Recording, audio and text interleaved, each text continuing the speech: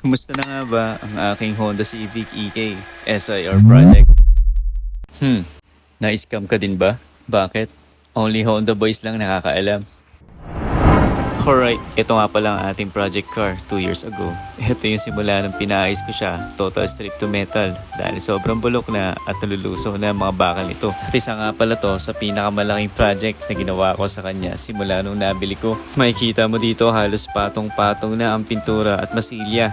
At dahil baguhan lang ako sa sasakyan, hindi ko alam na ganito pala ang kanyang tunay na anyo.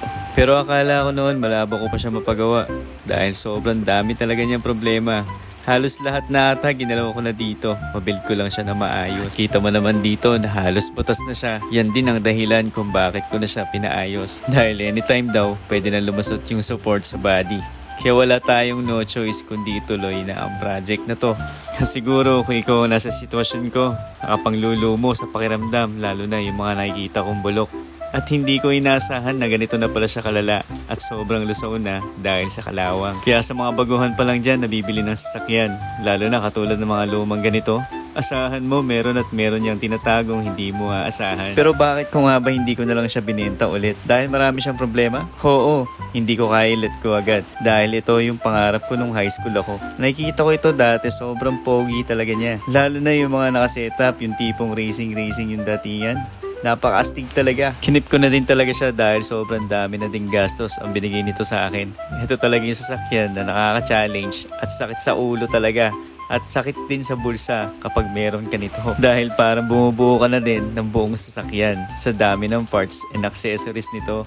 At nang makita ko ang resulta ng ating project car, sobrang tuwa ako dahil ito yung pinakapangarap kong gawin sa kanya. From bulok to fresh. At hindi din ganun kadali mag-build ng ganitong klaseng project car dahil usaw din ang bulsa mo.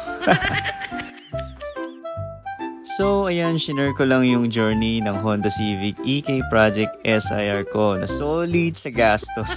Pero masaya dahil nakikita mo yung pinaghirapan mo. Though hindi pa siya complete finish dahil madami pa akong parts na kailangan ilagay sa kanya at unti-unti natin siyang i-build ulit. At ito yung kukunin nating concept para sa kanya. At ayun lang mga kapatid, kita-kits na lang tayo ulit sa susunod na vlog. Ride safe, keep safe.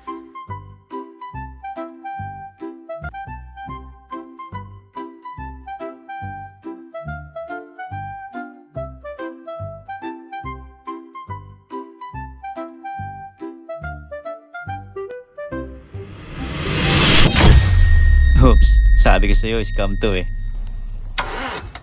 Yeah.